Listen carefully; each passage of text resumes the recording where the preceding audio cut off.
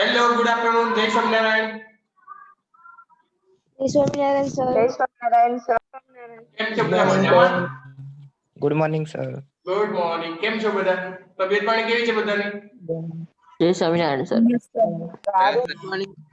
તો સારું, ચાલો, કઈ વાંધો નહીં. આપણે ગઈકાલે શું જોયું હતું, કોઈને યાદ છે?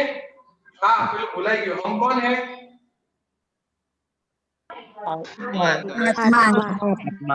ओके, हम किसके हैं?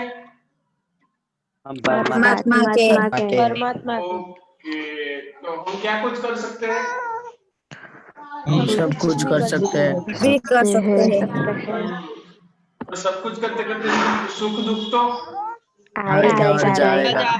आएगा जाएगा। Okay, and always always be happy. Okay, चल तो आज हम क्या करेंगे वो बताओ. पढ़ाई। करेंगे। चलो, गुड, वेरी गुड. कल हमने क्या किया था, आपको याद है कुछ कि भूल गए? डाल्टन आंशिक दबाव नियम। चलो ठीक है, कोई बात नहीं. और सुनो, एक बात मैं आपको बता दूं, आपका टेस्ट कब है वो तो पता है ना आपको, कि भूल गए? તમારી પરીક્ષા ક્યારે છે ખબર છે ને, કે ભૂલી ગયા છો? 2/2/2021 ક્યારે છે? 2/2/2021 આજે નથી? આજે છે ને, આજે ટેસ્ટ છે। હા, તો તમે કઈ બોલ્યા નહીં. તો આજે ચેપ્ટર તો તમને ખબર છે ને, મેં ગઈકાલે કહ્યું હતું એમ, બે ચેપ્ટર કમ્બાઈન છે. અને બીજી વસ્તુ, આજનો ટેસ્ટમાં પેપરના ક્વેશ્ચનો ઇન્ટેલિજન્ટ છે, એટલે એવું ના સમજશો કે બધા ટેસ્ટમાં આવડશે એવું આવડશે. રેડી? એમસીક્યુ થોડા એવા ટેલેન્ટેડ મૂકેલા છે અને ક્વેશ્ચન પણ એવા ટેલેન્ટેડ મૂક્યા છે. આ ટેસ્ટમાં લગભગ કોઈને 40 ઉપર લાવવા અઘરા માર્ક્સ પડશે 50 માંથી, અને કોઈને 40 ઉપર આવશે તો હું એવું સમજીશ કે એને ચોરી કરી, અથવા તો પછી હું એના વાયવા લઈશ તોય મને ખબર પડી જશે કે આ પ્રશ્ન મેં પૂછ્યો તો એને કેમ આવડ્યો, કેમ ના આવડ્યો. કારણ કે એ પ્રશ્ન લગભગ તમે ઘણા બધા પ્રશ્નો તમે જોયા જ નહીં હોય, ક્યારે સાંભળ્યા જ નહીં હોય. હા, તમારું દિમાગ ચાલશે તો તમને આવડી જશે. ટેલેન્ટેડ ક્વેશ્ચનો છે આ, તમારી જાણ માટે ખાલી કહી રાખો, બરાબર? પછી એવું ના થાય કે સર તમે કહ્યું નહોતું અને એવું બધું. ઓકે બેટા, ખ્યાલ આવી ગયો બધાને? હા, તો સારું. તો મારે કેવું પડે ને તમને, પછી એવું સર તમે કહ્યું ને ડાયરેક્ટ તમે આવો ટેસ્ટ રાખી દો અને અમને તો ખબર જ ના હોય કશું. એટલે ઇન્ટેલિજન્ટ પેપર છે, મતલબ સાવ કેવું આમ નથી. કેલ્ક્યુલેશન છે, થિયરી છે, રેડી? લાંબી લાંબી થિયરીઓ હોય, ટૂંકી ટૂંકી થિયરીઓ હોય. એમસીક્યુ આપણા જે કોમ્પિટિટિવ લેક્ચરમાં મેં કર્યું હોય, જીનીટના લેક્ચરમાં જે એમસીક્યુ કરાવ્યા હોય, કદાચ એમાંથી એમસીક્યુ લીધા હોય, એના જેવા એમસીક્યુ લીધા હોય, બોર્ડના લીધા હોય. એટલે મતલબમાં ઓલ સેટેડ પેપર છે. જો તમે કશું જ ના વાંચ્યું હોય તો 15 માર્ક્સ આવશે, જો તમે થોડું વધારે વાંચ્યું હશે તો 20-25 માર્ક્સ આવશે, અને એનાથી વધારે મેક્સિમમ તમે પ્રિપેરેશન કરી હશે તો 40 સુધી આવશે. અને 40 ઉપર લાવશો તો એનો મતલબ ચોખ્ખો છે, કાં તો તમે એક્સ્ટ્રા ઇન્ટેલિજન્ટ છો તો હું તમારા વાયવા લઈશ, અથવા તો તમે ચોરી કરી હશે. રેડી? બાકી ચોરી કર્યા વગર તમને પ્રશ્ન ના આવડે, હા તમે ગૂગલ પર સર્ચ કરી લો, ગમે એમ તેમ આમ તેમ કોકને ભાઈબંધને પૂછી લો, એ વસ્તુ અલગ છે. બાકી જો ચોરી કરે એ તો કઈ દુનિયામાં આગળ આવવાનું નહીં. મેં તમને કહેલું જ કેટલી વાર, આજે કહેવાની જરૂર નહીં મારે, બટ ઇવન મેં તમને થોડું કહી રાખ્યું, બરાબર? હેલો.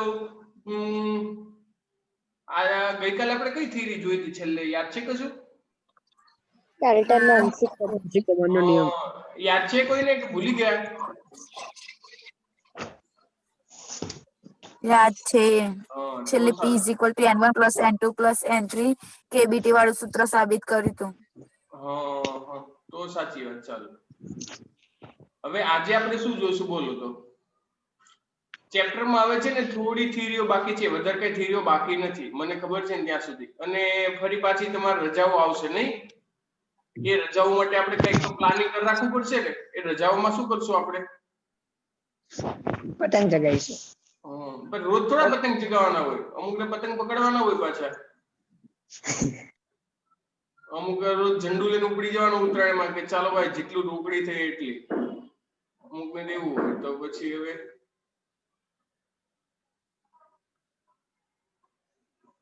શું કરશો બોલો? નહીં બોલો તમે શું કરશો એવું કહું છું. ઉત્તરાયણની એટલી બધી રજાઓ આવે છે. જો કે તમે સાયન્સના વિદ્યાર્થીઓ એટલે તમને એટલી બધી રજાઓની કઈ પડી ના હોય.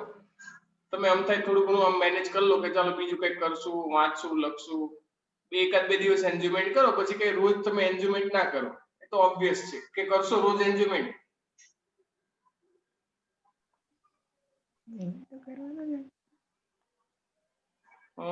વન એવ ટુ બધાને મારો વોઇસ ને વિડીયો આવે છે. એક સ્ટુડન્ટનો મેસેજ આવ્યો એટલે આવે છે. ઓહો એવું છે. લાઈવ છે ને અત્યારે થઈ એવું નથી એટલા માટે એક સ્ટુડન્ટે કહ્યું સર તમે લાઈવ કરો, પણ અત્યારે લાઈવ પોસિબલ નથી થાય એવું એટલા માટે પછી મૂકી દઈશ વિડીયો. બરાબર, આજે લાઈવ મુકાયો નથી એટલે જે સ્ટુડન્ટ કદાચ ના જોઈન્ટ થવું હોય તો એ લોકો પછી જોઈ લેજો. ઓકે ચલો, ઇવન આઈ એમ ટ્રાઇંગ. જો થઈ જાય તો કદાચ ભાગ્ય લાઈવ માટે રેડી. તો ઘણા બધા સ્ટુડન્ટ નેટવર્કનો ઇશ્યુ હોય તો પ્રોબ્લેમ સોલ્વ થઈ જાય. ગઈકાલે આપણે ખબર જીનીટમાં એમસીક્યુઝ જોયા હતા, યાદ છે બધાને કે ભૂલી ગયા? યાદ છે. ઓહ કેવા હતા એમસીક્યુઝ? આમ તમને ફરીવાર પૂછાય તો આવડે કે ના આવડે કેવું થાય?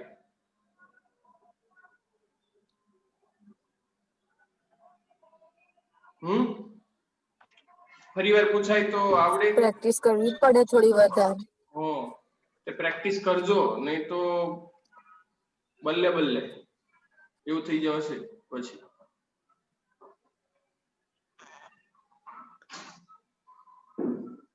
ચલો તો YouTube માં લાઈવ થઈ જાય છે.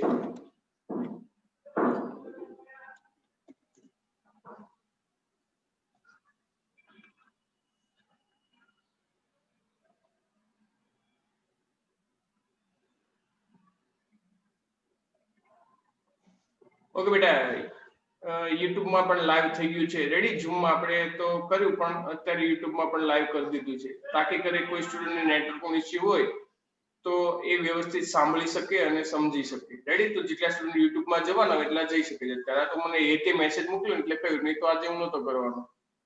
કઈ વાંધો નહીં. ચલો, જો આજે છે ને કદાચ તમને બેકગ્રાઉન્ડમાં કંઈક મ્યુઝિક કે એવું બધું નોઇઝ કે બધું આવશે અને ક્લિયર કટ વોઇસ કે કદાચ ના આવે તો મને તમે કહેતા રહેજો. ઇન શોર્ટ લિંક કટ થાય તો પણ રાહ જોજો, કારણ કે આજે આઉટ ઓફ એરિયા છું એટલા માટે. રેડી, એટલે બરાબર આજે બ્રાઇટનેસ કે એવું કદાચ ટેક્સ્ટ ઉપર આવશે પણ વિડીયોમાં બરાબર નહીં એટલું બધું ક્લિયર કટ હોય. રેડી, તમારી જાણ માટે. चलो अब मैं आपके साथ व्हाइट स्क्रीन शेयर कर रहा हूँ, ठीक है ना? चलो, is it visible to you? Yes. Screen દેખાય છે ને? Yes. Okay, so well and good. હા સર. Okay okay.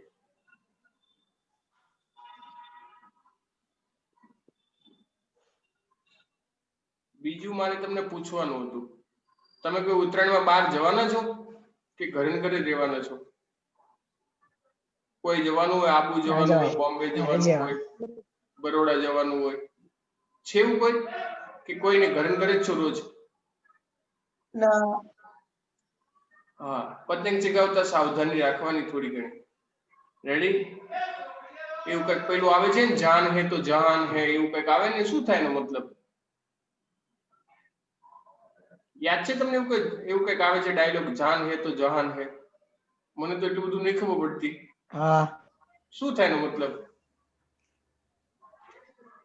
લગ્નની જાન હોય તો જવાય એવું? પતંગ નું જે શું જીવ રહ્યો, આપણો જીવ રહ્યો તો જ આપણે પછી પતંગ ચગાવી શકીશું.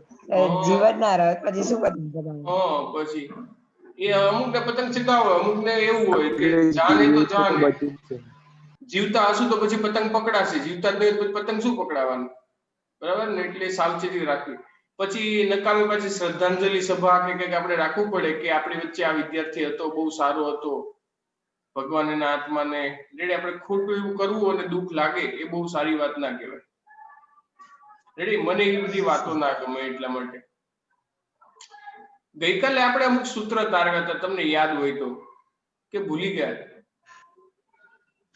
ઝડપનો, તાપમાનનો, દળનું, એવા બધા અલગ અલગ સૂત્ર હતો, ઘનતાનું, યાદ છે તમને? Yes or no? P બરાબર ઘનતા માટેનું સૂત્ર આપણે તારવ્યું તો કોઈને યાદ છે કે ભૂલી ગયા છો? યાદ હોય તો બોલો. હેલો, ઘનતા માટેનું સૂત્ર આપણે તારવ્યું હતું કે નહોતું તારવ્યું?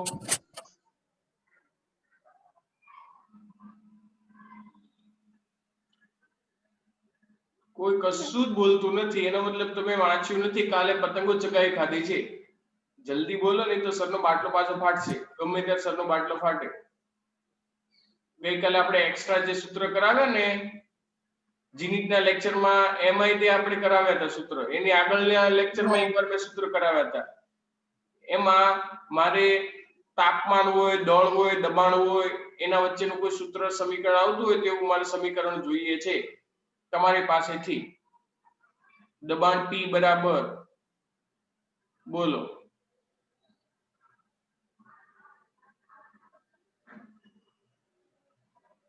યાદ નથી? શું? Rho RT upon M0. Rho rho RT upon M0. RT upon M0. Under root આવશે કે નહીં આવે? M0. અંડર રૂટ આવશે કે નહીં આવે? નહીં આવે. નહીં આવે. એવું? આ સૂત્ર ક્યાંથી તારવ્યું તમે?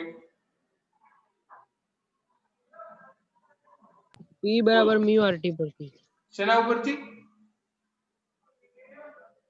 P બરાબર mu RT પરથી. PV બરાબર mu RT. mu બરાબર શું થાય? M by M0 R into T અને V આ બાજુ લાવી દઈએ તો આ બાજુ શું વધે? માત્ર P અને M by V એટલે શું થઈ જાય? rho RT upon M0. આવું ને? ઓકે. હવે જો આના ઉપરથી એક મારે તમને સ્ટોરી કેવી છે. સ્ટોરી અને ઇન્ફોર્મેશન છે. આ સૂત્ર ઉપરથી બરાબર છે. આ સૂત્ર બીજા સૂત્ર પણ કમ્બાઈન થશે. આ બાજુ શું છે? દબાણ. આ બાજુ શું છે? ઘનતા, તાપમાન અને દળ. રેડી? સપોઝ કે તાપમાન અચળ હોય, તાપમાન શું લઈએ? અચળ. તો સૂત્ર શું થાય? કોઈ મને કહેશે? અચળ. તો P ચલે છે, જો R અચળ છે. રેડી? T પણ આપણે અચળ લઈ લઈએ. ધારો કે તાપમાન અચળ, તો શું થઈ જાય? ρ બાય M0. એનો મતલબ કે વાયુનું દબાણ એ ઘનતા અને એનું આણ્વિક દળ એની સાથે પ્રોપોર્શનાલિટીમાં છે. ઘનતા સાથે સમપ્રમાણમાં અને એના આણ્વિક દળના વ્યસ્ત પ્રમાણમાં હોય છે એનું દબાણ. ચલો, એટલું ક્લિયર તમને આ વસ્તુ? હા કે ના? હા સર. ઓકે. ચલો, તો એના ઉપર હું તમને સ્ટોરી કહું. ન્યુક્લિયર રિએક્ટર વિશે તમે નામ સાંભળ્યું હશે. ન્યુક્લિયરમાં તમારા 12th માં આખું ન્યુક્લિયસ ચેપ્ટર આવવાનું છે, પણ એ ન્યુક્લિયસ ચેપ્ટર આવે એના પહેલા હું તમને થોડી વાત કરું કે સમજો કે ન્યુક્લિયર રિએક્ટરમાં કદાચ તમે અણુ બોમ્બ વિશે પણ નામ સાંભળ્યું હશે કે યુએસએ જાપાનના બે સિટી હિરોશિમા અને નાગાસાકી ઉપર રાઈટ, એ બંને સિટી ઉપર અણુ બોમ્બ ફોડ્યો હતો અને બે સિટી લગભગ ડિસ્ટ્રોય થઈ ગયા હતા. ઘણા બધા વર્ષો સુધી ડિસ્ટ્રોય રહ્યા હતા. એટલે હજી પણ ત્યાં ડીએનએ ની રંગસૂત્રની બધી ખામીઓ જોવા મળે છે, હાલ પણ જોવા મળે છે. એ અણુ બોમ્બ, હવે એ અણુ બોમ્બમાં તો યુરેનિયમ છે, થોરિયમ છે, આવા ઘણા બધા રેડિયોએક્ટિવ તત્વો વપરાતા હોય. હવે આ જે રેડિયોએક્ટિવ તત્વો વપરાતા હોય એના માટે સમજો બેટા કે આ જે કે પણ તત્વ છે એ બહુ જ ડેન્જરિયસ છે. જો તમે એમાં પ્રોસેસ બરાબર ના થાય તો એના લીધે બહુ મોટો બ્લાસ્ટ થાય. પણ જો તમે એને વ્યવસ્થિત તબક્કા વાઇઝ પ્રક્રિયાઓ કરો, વ્યવસ્થિત તબક્કા વાઇઝ, તો એમાંથી આપણને ઘણી બધી ઉર્જા મળે, જેને આપણે ન્યુક્લિયર રિએક્ટર કહીએ. હવે એ ન્યુક્લિયર રિએક્ટરમાં યુરેનિયમ જેવો જથ્થો વપરાય. હવે કુદરતે પણ એટલી મસ્ત કરિશ્મા કરી છે કે આપણને વિશ્વમાં જે કંઈ પણ યુરેનિયમનો જથ્થો પેટાળમાંથી, જમીનના પેટાળમાંથી મળે છે, એમાંથી આપણને આવી બધી ન્યુક્લિયર રિએક્ટરમાં વપરાય એનો જથ્થો ખાલી 0.7% જ છે. તો એનો મતલબ કે 99.3% જથ્થો કે જે આપણે ન્યુક્લિયર રિએક્ટરમાં ના વપરાય. તો એ તો અલગ કેમ કરવા? ન્યુક્લિયસોન કઈ રીતે અલગ કરવાના? બોલો, એ બહુ મોટો ટિપિકલ ટાસ્ક છે. સમજો કે તમને એક આખી મોટી પૈસાની સુટકેસ અથવા એક આખું મોટું તિજોરી આપી દીધી, બહુ મોટી રેડી, એક આખા બહુ મોટા બિલ્ડિંગ જોડી બહુ મોટી તિજોરી આપી દીધી છે અને એમાં પૈસા, ડોલર ને બધી વસ્તુ છે. હવે એમાં 100 કરોડ કે 200 કરોડ 300 કરોડ 400 કરોડ જેટલા પૈસા છે એટલા, પરંતુ એમાંથી એક જ બંડલ સાચું છે, બાકી બધી ફેક છે, બાકી બધી કરન્સી ફેક છે. હવે તમને એવું કે ચાલો આમાંથી તમને જે કામની છે ને કરન્સી લઈ લો, તો એકદમ ઈઝી કામ થયું ને કે અઘરું કામ થયું? બોલો, અઘરું થાય ને, કારણ કે આટલી મોટી તિજોરી, એમાંથી કરોડો રૂપિયા, એમાંથી ખાલી એક બંડલ સાચું છે, બધી દેખાય તો એક સરખી જ, જો પાછી એવું ના હોય કે પેલા કલર અલગ હોય, ઓરિજિનલ માં ટમટમક લાઈટ થઈ જાય, ચાલ ભાઈ હું ઓરિજિનલ મને લઈ લે, એવું ના થાય.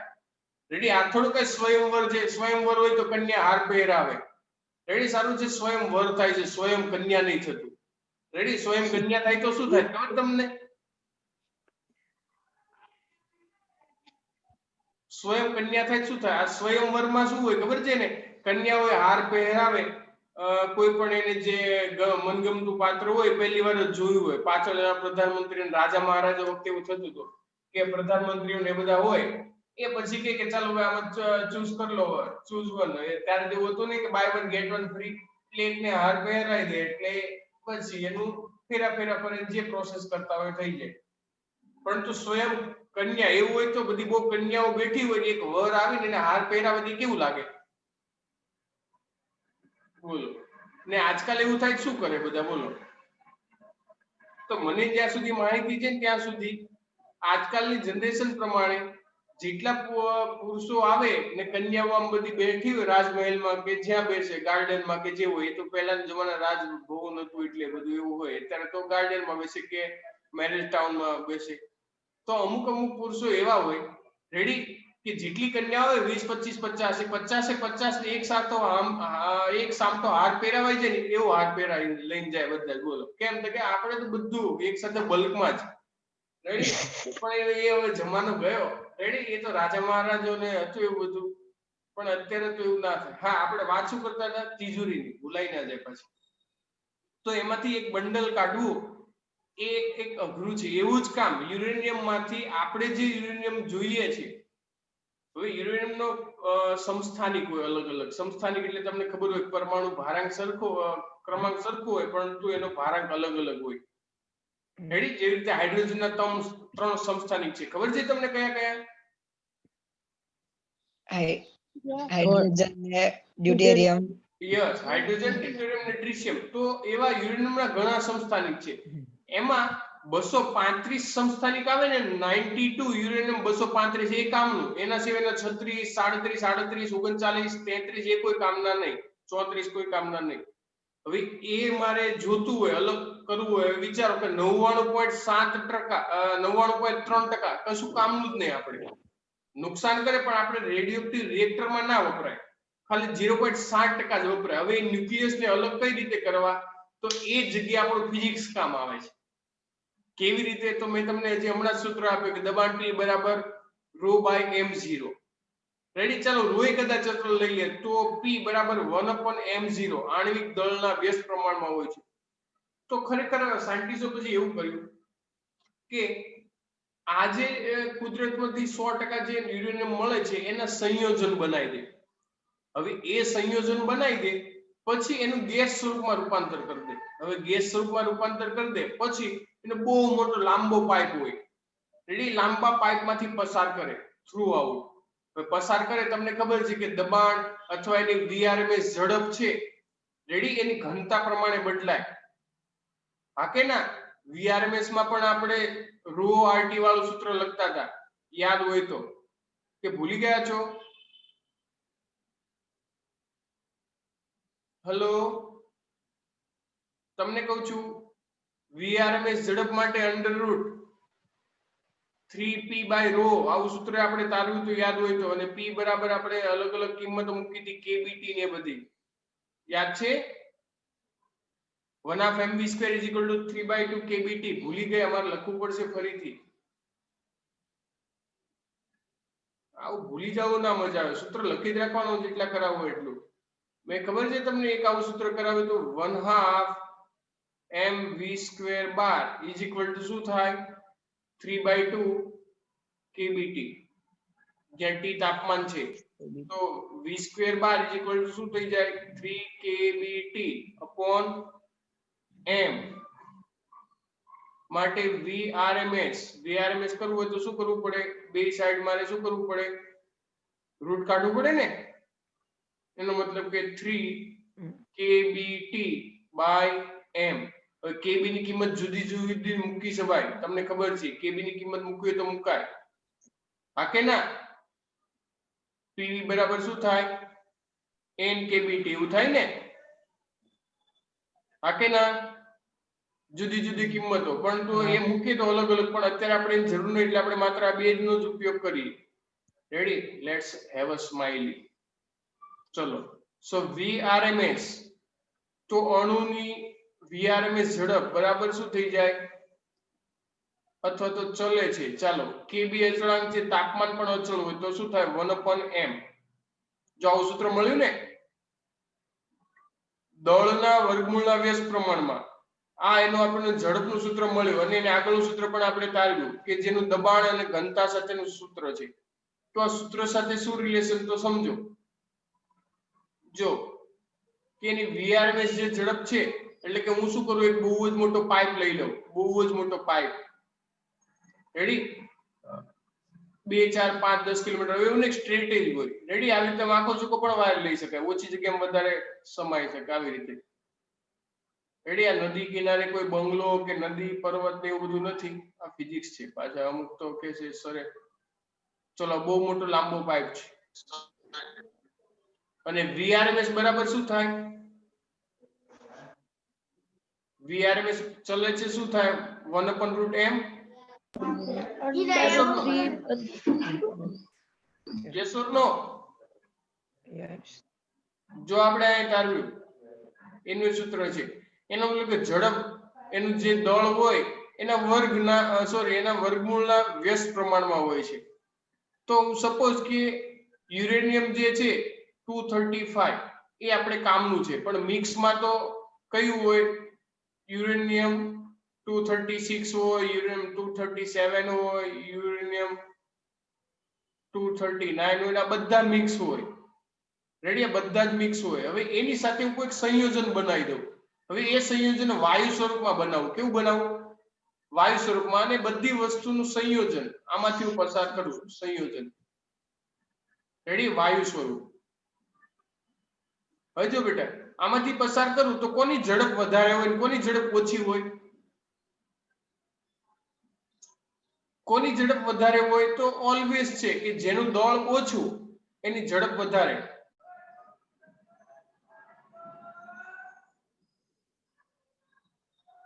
Okay, there was an interruption, net cut થઈ ગયું હતું એટલા માટે. ચલો, હવે વોઇસ આવે છે ક્લિયર? હેલો? હા. ઓકે, ચલો. હા સર. ઓકે, મેં કહ્યું તો આ છે નેટવર્કમાં કદાચ મે બી ઇશ્યુ થશે. તો હું શું વાત કરતો તો ભૂલી ગયો. હા, પેલા પાઇપ માંથી જ્યારે આ તો બધું જતું રહ્યું.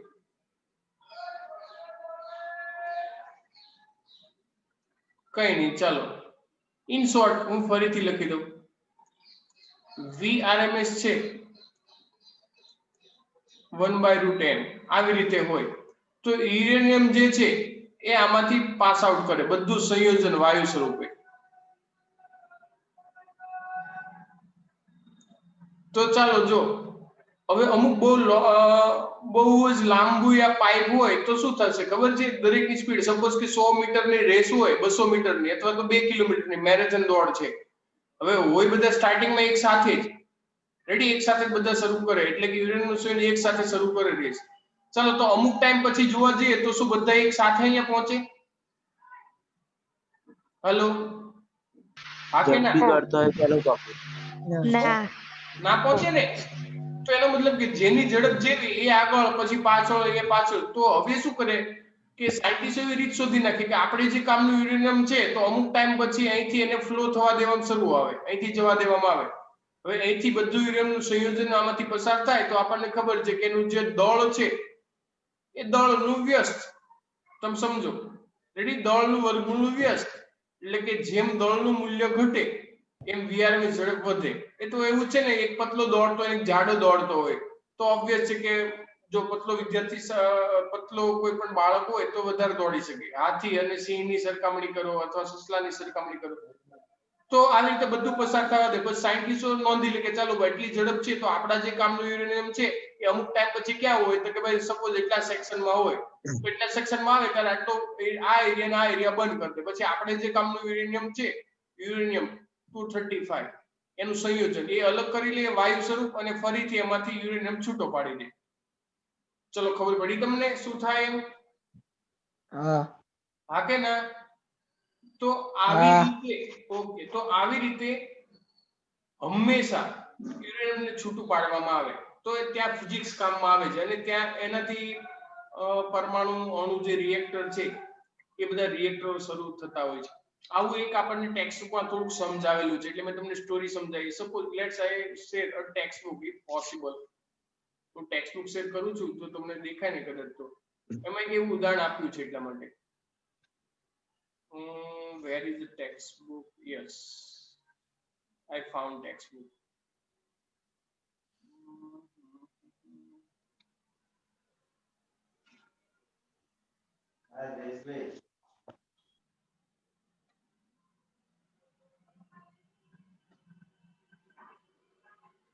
So I'm sharing a textbook with you.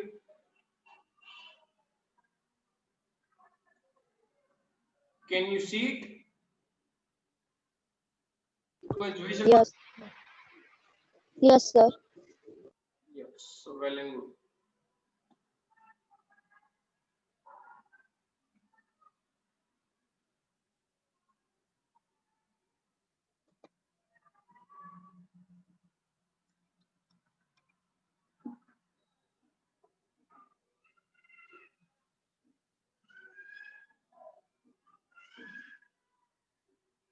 જો યુરેનિયમના બે સમસ્થાનિકો ઉદાહરણ નંબર 6 બરાબર 13.6 એના દળ 235 અને 238 એકમ છે. આપણે વાત કરીએ ને યુરેનિયમ પરમાણુ 235 ભારાંક અને પરમાણુ ક્રમાંક એનો 92 છે એટલે બે સમસ્થાનિક થયા 92 અને 238. ઘણા બધા છે એમાં આપણને બે ની સરખામણી કરીને કહ્યું છે. યુરેનિયમ હેક્સાફ્લોરાઇડ રેડી એટલે UF6 એવું થાય હેક્સાફ્લોરાઇડ રેડી. હવે આ યુરેનિયમ તો 235 પણ હોઈ શકે અને 238 પણ હોઈ શકે, બંને આની અંદર હોઈ શકે. વાયુમાં આ વાયુ સ્વરૂપમાં બંને હાજર હોય તો કોની સરેરાશ ઝડપ વધારે હશે? રેડી, સરેરાશ ઝડપ કોની વધારે હોય? બંને સમસ્થાનિક છે તો આપણને ખબર છે કોની સરેરાશ ઝડપ વધારે હોય? કોની વધારે હોય સરેરાશ ઝડપ? હજી હમણાં જ આપણે સૂત્ર જોયું VRMS બરાબર 235 વાળા 1/√m. ચલો એટલું ક્લિયર ને? કારણ કે બીજું બધું અચળ છે. ફ્લોરિન નું દળ તો બંનેમાં સરખું જ હશે. જો ફ્લોરિન નો પરમાણુ ભાર 19 યુનિટ હોય, ફ્લોરિન માટે 19, તો કોઈ પણ તાપમાને ઝડપના તફાવતની ટકાવારી શોધો. એટલે કે બંને વચ્ચે ઝડપમાં કેટલો તફાવત હોય એ શોધવાનું કહ્યું છે. હવે આપણને ખબર છે કે અણુનું દળ જેટલું ઓછું તેટલી ઝડપ વધારે. જો અણુનું દળ જેટલું ઓછું એટલી ઝડપ વધારે. હા કે ના? એ બાળકો યસ ઓર નો? આપણું कुछ બોલ નહીં રહ્યો. Yes sir. Okay, Yes, sir. જોજો ઉત્તરાયણની વાર છે, તલની ચીકીને એવું બધું બનાવજો, મમરા લાડુ અને મમ્મીને કહેજો રેડી. અને મમરા લાડવામાં એવું લાગે તો કોઈન નાખવાના એટલે આપણે એમ થાય કે જે આવે એ ભાગ્યશાળી. ચલો હવે જો એનો ગુણોત્તર દળના ગુણોત્તરના વર્ગમૂળના વ્યસ્ત પ્રમાણમાં હોય છે. જો આવ્યું આ સૂત્ર લખ્યું અહીંયા છે ને ઝડપનો ગુણોત્તર દળના ગુણોત્તરના વર્ગમૂળના વ્યસ્ત પ્રમાણમાં હોય છે. તો બંને માટે ઝડપ 349 352 રેડી. આ કઈ રીતે 349 ને 352 એ ક્યાંથી આવ્યું, શું આવ્યું એ ખબર છે તમને? UF6 છે ને, UF6. તો આના માટે તમે ગણો, એક માટે 235 પ્લસ ફ્લોરિન માટે કેટલું છે 19, પણ એવા કેટલા ફ્લોરિન છે? 6 છે ને. હેલો, તો 19 ગુણ્યા 6 તો કુલ કેટલું થાય? 114 બધું 114 પ્લસ 235 349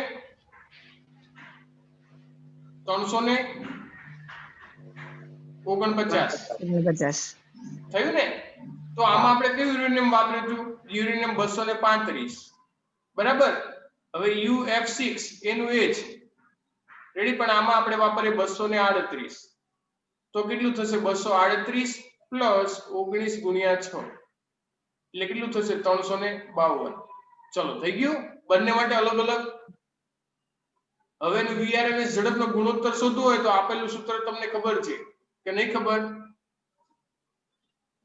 જો આ સૂત્ર વાપરી શકો ને, બંનેના વ્યસ્ત પ્રમાણમાં છે એટલે VRMS પહેલા માટે અને બીજા માટે, તો તમે કિંમતો મૂકી દો 349/352. તો દળ 352/349 એનું વર્ગમૂળ એટલે 1/2 લખ્યું તો 1.0044. તફાવત કયો છે? તો ડેલ્ટા V/V.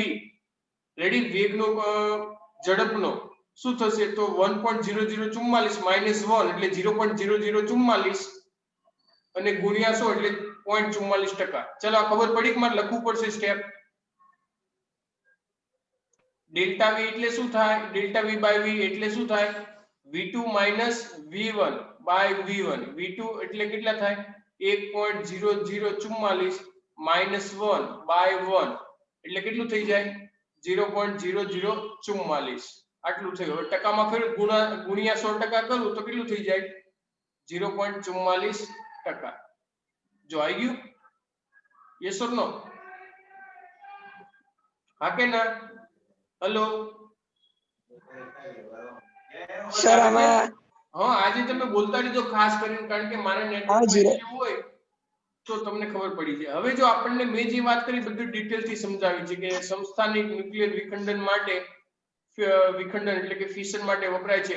પુષ્કળ પ્રમાણમાં મળી આવતો સંસ્થાનિક 238 માં છે, તેને છૂટા પાડવા માટે આ મિશ્રણને છિદ્રનો નળાકારની વચ્ચે રાખવામાં આવે છે. આ છિદ્રનો નળાકાર જાડો અને સાંકડો હોવો જોઈએ, જેથી અણુમાં લાંબા છિદ્રોવાળી દિવાલ સાથે અથડાતા જેને વારાફરતી પસાર થઈ શકે અને પછી આપણે એમાંથી અલગ તારવી શકીએ. ચલો, એટલું ક્લિયર એવરીવન? સર, આ દાખલામાં તફાવત ડેલ્ટા V/V બરાબર 0.44% એ સમજાવો. આ લખ્યું ને મેં. ડેલ્ટા V એટલે શું થાય? બંને વચ્ચેનો વેગનો તફાવત. હા કે ના? એટલે હું V2 અને V1 કહી દઉં, એકમાં 352 વાળો ને એકમાં 349 વાળો. તો આ તો ખબર પડી ગઈ ને કે આને ખબર પડી? હેલો, આ સ્ટેપમાં ખબર પડી? આ સ્ટેપ જે છે એમાં ખબર પડી છે કે એમાં લખવું પડશે? હા, પડી ગઈ. ઓકે, તો ડેલ્ટા V/V એટલે મેં જો અહીંયા લખ્યું ડેલ્ટા V/V માટે. રેડી, બંનેનો વેગનો તફાવત V2 minus V1 by V1. Ready, તો આપણે ડેલ્ટા V બંને વચ્ચેનો તફાવત કેટલો હતો? આપણે ધારો કે આને V2 કહી દઈએ, આને શું કહી દઈએ? V1. તો V2 માઈનસ V1, તો આ V2 લખ્યું અને આ V1 લખ્યું બાય V1. થઈ ગયું? તો 1.0044 માઈનસ 1 એટલે 0.0044 વધે ને ડિવાઈડ બાય 1 એટલે તો કેટલું રહે? 1 જ. એટલે અને ગુણ્યા 100 કરવું એટલે 2.8 થશે એટલે 0.44%. પડી ગઈ ખબર. બોલે? Okay okay. ઓકે, ચાલો ગુડ. આ રીતે પૂછી લેવાનું, ખબર ના પડે ને તો, બાકી ટેન્શન લેને કા નહીં. Okay, so let's um clear all the drawings now. ચલો, આવો દાખલો આ તો લેક મેં એટલે તમને કહ્યું કે સ્ટોરી સ્વરૂપે પણ પૂછાય તો આપણને આવડવું જોઈએ. બરાબર. જો ફરી પાછું અહીંયા એના વિશે થોડુંક કહ્યું છે આપણને, કયું કોણ પહેલામાંથી બહાર આવે વધારે, પછી આગળ પાછળ. જો ધીમા અણુ કરતા ઝડપી અણુ વધારે પ્રમાણમાં બહાર નીકળશે અને તેથી હલકા અણુઓનું પ્રમાણ છિદ્રાળુ પાત્રની બહાર વધુ હશે. આ પદ્ધતિ બહુ કાર્યક્ષમ નથી અને પૂરતા પ્રમાણમાં મેળવવા માટે તેને વારંવાર કરવી પડે છે. પરંતુ જ્યારે વાયુ એકબીજામાં ભળતા હોય ત્યારે ભળવાનો દર તેમના દળના વર્ગમૂળના સમપ્રમાણમાં હોય છે. રેડી? એટલે એ જે વસ્તુ આપણે કહી એ વસ્તુ જો અહીંયા નીચે આપણને સમજાવેલી છે કે વાયુના અણુઓને વારંવાર આવી રીતે જો આ બધી છિદ્રવાળી દિવાલ છે એમાંથી પસાર કરવામાં આવે તો વારંવાર અથડામણ થાય આવી રીતે આમાં તો અમુક પ્રમાણનું શોષણ થઈ જાય, બાકી અમુક બહાર નીકળી જાય. ચલો ઓકે, ક્લિયર બેટા? Yes or no? Yes. Hello, ખ્યાલ આવી ગયો બેટા? કોઈ બોલતું નથી કશું. હવે જો સમજો, આપણે હવે એક નવો ટોપિક જોવાનો છે. આ એક ઉદાહરણ જોયું, હવે આપણે એક નવો ટોપિક જોઈએ કે થોડી વાતો કરીએ પછી એ ટોપિક પર જઈએ. વાત એવી છે કે સમજો વાયુમાં અથવા તો પ્રવાહી અથવા તો ઘન એ પદાર્થ લેવલ પર જોવા જઈએ તો બેટા એ પદાર્થ નાના નાના ઘટક કણોના અણુઓનો બનેલો હોય. હા કે ના? બનેલો હોય ને, આજુબાજુ ઘણા બધા સાથે જોડાયેલો હોય. હવે એ જ્યારે પોતાની સ્થિતિ પર હોય ત્યારે એની સાથે સંકળાયેલી કઈક ઉર્જા હોય ને હોય જ. એટલે જો પરમાણુની આજુબાજુ ઇલેક્ટ્રોન ભ્રમણ કરે છે. જો ઉર્જા 0 થઈ જાય ઇલેક્ટ્રોન ભ્રમણ કરી ના શકે પદાર્થનું ઘટક, પણ એ ક્યારે પ્રેક્ટિકલ પોસિબલ નથી. ક્યારે કોઈ ઇલેક્ટ્રોન એવી હડતાલ નહીં પાડે, રેડી ચાલો ભાઈ અમે આથી પ્રોટોન પાછળ હવે અમે ગોળ ગોળ નહીં ફરીએ. એ તો ફરવાના જ, કારણ કે ઉર્જા છે એટલા માટે. હું શબ્દ બોલ્યો ઉર્જા છે એટલા માટે. હવે ઉર્જા છે અને ગોળ ગોળ ફરે છે તો એનામાં ઉર્જા કેવા પ્રકારની ને કેટલી હોવી જોઈએ એવો મને પ્રશ્ન થાય. સપોઝ કે હું તમને એવો પ્રશ્ન પૂછું, વેઇટ હું તમને એક સ્ક્રીન શેર કરું એટલે તમે થોડું વધારે તમને ખ્યાલ આવે.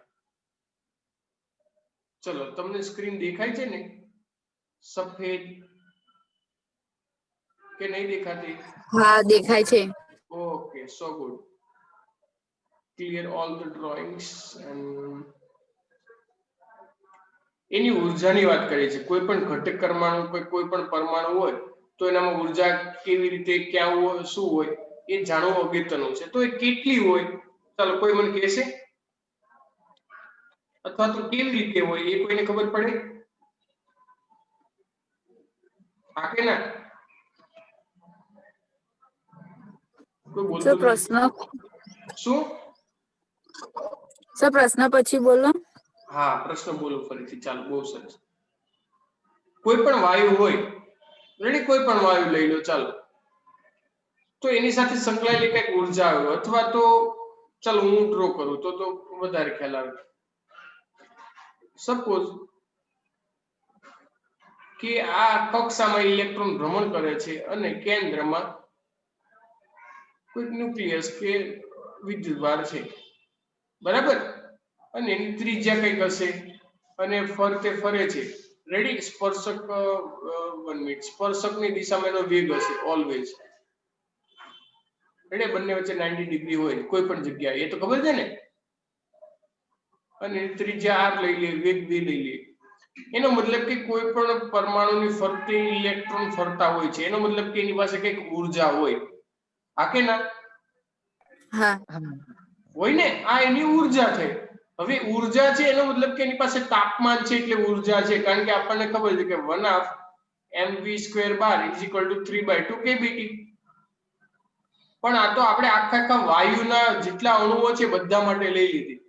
તો હવે શું આ ઘટકણો, ધારો કે હું કોઈ પણ પદાર્થ લઈ લઉં તો એના ઘટકણો આવી રીતે જુદા જુદા ગોઠવાયેલા હોય, રેડી? અલગ અલગ વહેંચણી પ્રમાણે તમારી કેમિસ્ટ્રીમાં આવે અને વહેંચણી અલગ અલગ રીતે ગોઠવાયેલા હોય. સમચતુષ્ફલકીય હોય અથવા તો હેક્સાગોનલ હોય, અણુ અલગ અલગ રીતે ગોઠવાયેલા હોય ને, કે નહીં ખબર? હા ધારો કે NaCl હોય મીઠું, તો મીઠું અલગ અલગ રીતે ગોઠવાયેલું હોય, એક Na પછી Cl NaCl એવી રીતે અલગ અલગ હોય. તો એની પાસે તાપમાન હોય તો શું આ અણુ છે સ્થિર હોય ક્યારેય? સપોઝ કે હું લઈ લઉં બીજું એક પરમાણુ ઓક્સિજન લઈ લઉં, ચાલો O2, તો ઓક્સિજન બે ગોઠવાયેલા હોય, એક ઓક્સિજનનો પરમાણુ અહીંયા અને એક ઓક્સિજનનો પરમાણુ અહીંયા, રેડી, અને બંને બંધથી જોડાયેલા હોય ઓક્સિજન, હા કે ના? હા આવી રીતે જોડાયેલા હોય તો શું આ સ્થિર હશે? ના ના હોય ને સ્થિર. ના ઓકે, આ તો ડબલ પરમાણુ O2 લીધું એટલા માટે. આને જે હું કોઈ પણ વસ્તુ લઈ શકું, NaCl પણ લઈ શકું, આ તો સોલિડ થયું, પણ આપણે વાયુની વાત કરીએ અત્યારે, આપણે મેઇન ફોકસ વાયુમાં કરીએ. સપોઝ કે હું બીજો કોઈ વાયુ લઈ લઉં, હિલિયમ લઈ લઉં, તો હિલિયમ વાયુ હોય તો આ ઓક્સિજન વાયુ હોય તો આપણને ખબર પડી, ચાલો હિલિયમ વાયુ હોય તો એ તો સિંગલ જ હોય, હા કે ના?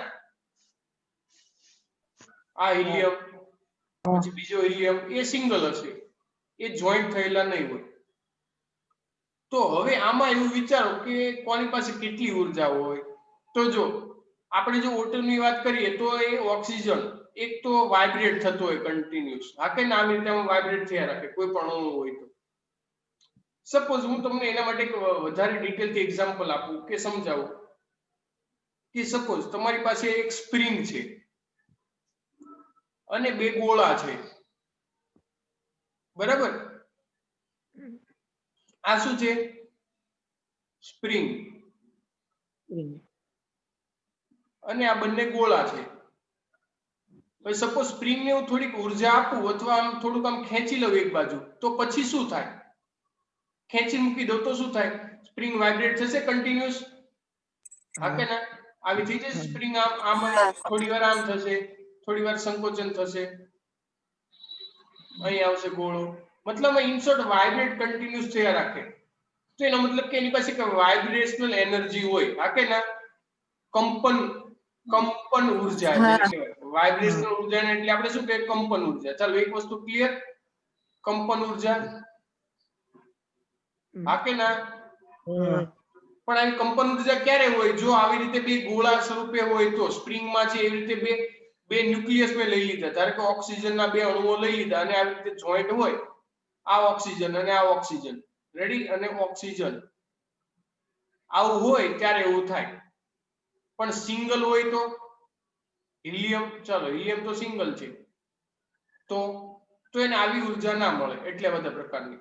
બીજી એક વાત કરું, ચાલો હવે એની પાસે ઉર્જા હોય તો ધારો કે હું એક અક્ષ લઈ લઉં કોઈ, ચાલો મેં લીધી કોઈક આ અક્ષ, રેડી. હવે આ જે અક્ષ છે એને અનુલક્ષીને આપણા જે ન્યુક્લિયસ છે, સપોઝ બીજા બે પરમાણુઓ છે, એક અહીંયા લીધો અને એક અહીંયા લઈ લીધો, અને બંને સપોઝ જોઈન્ટ થયેલા છે. ચલો તો બેટા મને એવું તમે કહો કે શું આ એને અનુલક્ષીને આવી રીતે ગોળ ગોળ ભ્રમણ ના કરે? આવી રીતે ગોળ ગોળ, સપોઝ કે મારી પાસે બોલ પેન છે મારા હાથમાં, તમે જોઈ શકો, તો જો આમાં ગોળ ગોળ ભ્રમણ કરે ને એક મારી આંગળીને અનુલક્ષીને, હા કે ના? યસ ઓર નો? તો આવી રીતે ગોળ ગોળ ભ્રમણ કરશે કે નહીં કરે? તો એનો મતલબ કે આ ગોળો થોડી વાર પછી જોવા જઈએ તો કયો ગોળો ક્યાં હશે તો આપણને ખબર પડી જાય. જો જોવા જઈએ તો અમુક ટાઈમ પછી લેફ્ટ સાઈડ ડ્રો,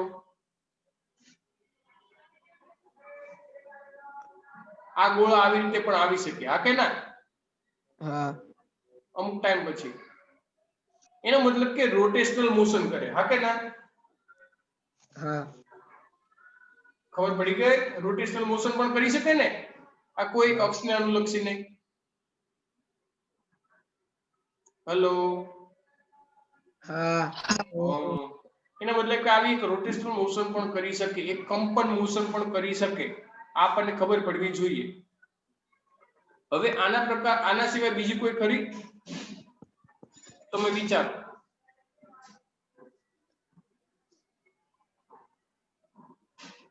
આના સિવાય બીજી કોઈ આવી શકે ખરી?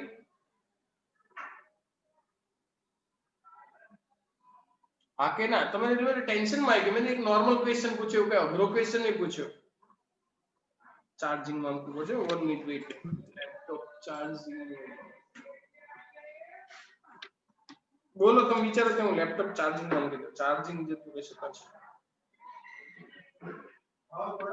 હે બાળકો,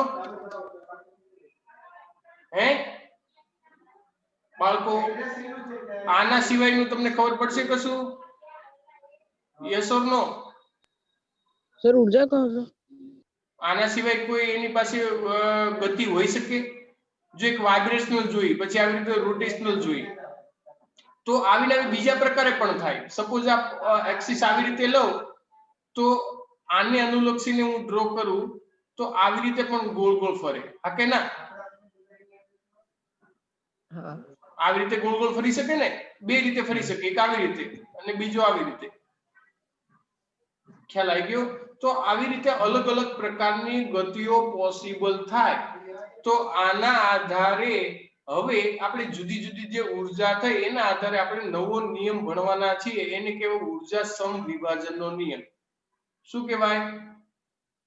ઉર્જા સમવિભાજનનો નિયમ. વિભાજનનો નિયમ. રેડી? ઇંગ્લિશમાં એને શું કહેવાય? Law of equi partition. Equal ઉપરથી આવે ઇક્વી. રેડી? ઇક્વી પાર્ટીશન એટલે વિભાજન. રેડી?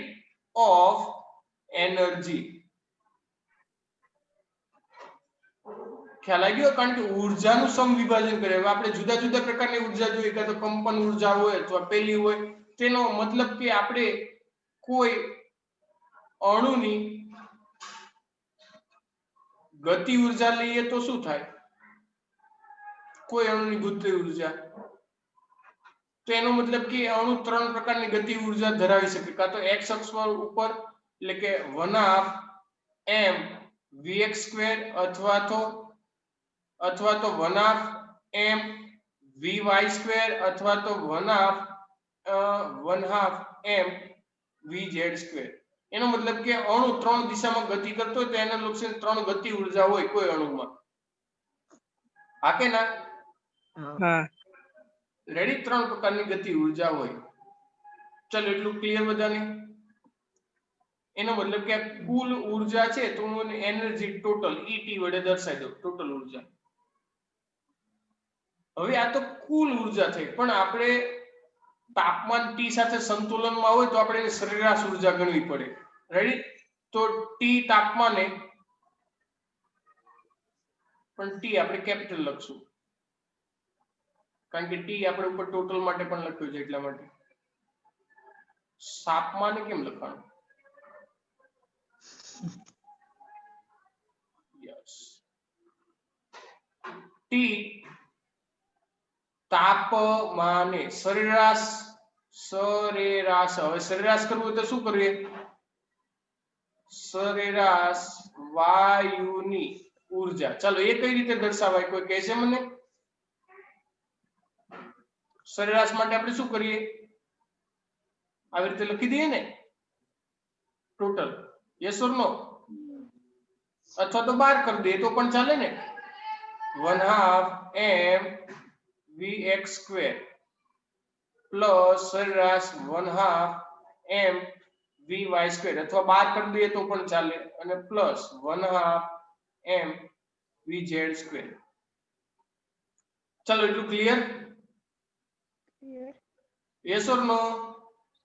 Yes okay. ચાલો હવે યાદ રાખો. હવે જો 1/2 mv² એનું બાર તો એના બરાબર આપણે લખતા હતા, ખબર હોય તો kbt. 1/2 kbt. હા કે ના? ત્રણે ત્રણ નો સરવાળો કરીએ ને, ત્રણે ત્રણ નો સરવાળો તો આપણે આવું લખતા હતા 3/2 kbt. હા કે ના? કુલ 1/2 mv² બરાબર આપણે આવું લખતા હતા. જો તમને યાદ હોય તો 1/2 m v² બાર આવું લખતા હતા. હા કે ના? Yes or no? હેલો? આપણે એવું લખતા હતા કે નહોતા લખતા? આમાંથી આ પેલું કાઢી નાખો. ચલો હા સર. ચલો આ મેં કાઢી નાખ્યું. ચલો હવે તમને ખબર પડી જશે. આવું આપણે સૂત્ર લખતા હતા? હા ને? હા. પણ આમાં આપણે v² બાર ત્રણે ત્રણ ની એવરેજ લેતા હતા. એ ખબર છે તમને? v² બાર આપણે કાલે MCQ માં જોયું હતું. બધાનો સ્ક્વેર કરીને સરવાળો આપણે એવું કરતા હતા. પણ આપણે હવે સિંગલ ઇન્ડિવિડ્યુઅલ માટે લખવું હોય, ઇન્ડિવિડ્યુઅલ માટે તો મારે શું કરવું પડે? 3 ભાગ કરી દો તો આના માટે શું થઈ જાય? તો કે 1/2 kbt. બીજા માટે પણ શું થાય? 1/2 kbt. અને ત્રીજા માટે પણ શું થઈ જશે? 1/2 kbt. kbt. તો જો હવે 3 ને 3 નો સરવાળો કરો તો 3/2 kbt થઈ જાય. તો જો આ સૂત્ર સાબિત થઈ જાય આપણું. થઈ જાય ને? જો 3 ને 3 માટે 1/2 kbt, 1/2 kbt અને 1/2 kbt. જો તમે એવું કરો તો એની એવરેજ લઈએ તો આપણને 3/2 kbt એવું સૂત્ર મળી જાય. ચલો એટલું ક્લિયર બધાને? હા. ઓકે. એનો મતલબ કે આપણે કોઈ કોમન ફોર્મ્યુલા લખવી હોય તો કોમન ફોર્મ્યુલા માટે હું શું લખી શકું? 1/2 m vn². એટલે કોઈ પણ માટે v 1 લઈ લઈએ, 2 લઈ લઈએ, 3 લઈ લઈએ તો એના માટે આપણને શું મળે? 1/2 kbt. ચલો એટલું ક્લિયર? આવડે કે ના આવડે? અથવા x માટે લઈ લઉં, સપોઝ x માટે, તો એ મને આવું મળે. y માટે કરું તો 1/2 vy² ની એવરેજ લઉં તો એના માટે મને શું મળે? 1/2 kbt. અને એને હું z અક્ષ માટે લખું તો એ પણ મને શું મળે? 1/2 m vz² is equal to 1/2 kbt. ચલો એટલી ખબર પડી બધાને? હા. રેડી? એનો મતલબ કે વાયુ અવકાશમાં જે રીતે ગતિ કરે એનું સ્થાન દર્શાવવા માટે 3 યામ જરૂરી છે. x y અને z, x y અને z 3 યામ જરૂરી છે. ચલો ક્લિયર? હા. શું? એનો મતલબ કે વાયુને ગતિ કરવા માટે હું 3 ઉદાહરણ આપું. સપોઝ કે એક સિંગલ લાઈન હોય એમાં વાયુને ગતિ કરવી હોય તો એને એક જ અક્ષ મળે. પણ હું જો સમતલ લઉં, રેડી, આ રેખીય છે, અને સપોઝ સમતલ લઉં તો એને 2 અક્ષ મળે. હા કે ના? x અને y. તો કેટલી મળે? 2 અક્ષ. તો આપણને કેટલી અક્ષ મળે બેટા? 2 અક્ષ. પરંતુ સપોઝ કે હું કોઈ પણ ઘન જેવો કે કોઈ પણ એક આકાર લઈ લઉં તો કેટલી ગતિ મળે? કેટલી અક્ષ મળી શકે? 3. તો વાયુ આમ તેમ ગમે 3, તો 3 અક્ષ મળે. 3 અક્ષ. રેડી? કોઈ પણ સમઘન હોય અથવા તો કોઈ પણ, રેડી? તો એનો મતલબ કે રેખીય હોય તો 1 અક્ષ મળે. તો એનો મતલબ કે એક જ ઊર્જા મળે. રેખીય હોય તો 1/2 kbt જેટલી. પણ જો સમતલીય ગતિ હોય વાયુની તો એને 2 જેટલી મળે. રેડી? 1/2 kbt plus 1/2 kbt. પણ જો સમઘનની અંદર હોય તો એને 3 ને 3 જેટલી ઊર્જા મળે. ચલો ક્લિયર? હા કે ના? હા. ચલો એટલી ખબર પડી ગઈ બધાને? હા. યસ. ચલો તો હવે છે ને આજના દિવસ માટે આપણે એટલું રાખીએ એટલું, અને સ્ક્રીનશોટ લેવા હોય ને તો આપણે લઈ લઈએ. 1 મિનિટ હું તમને મોટી સ્ક્રીન કરી દઉં એટલે તમે સ્ક્રીનશોટ લઈ શકો. ચલો ઓકે.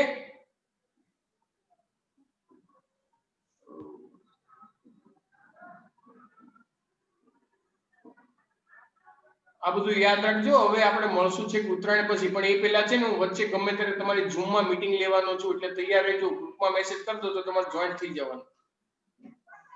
બરાબર? લેટ્સ એમ સ્ટોપ ધીસ નાઉ. ચલો દરેક વિદ્યાર્થીને બાય બાય. જય સ્વામિનારાયણ.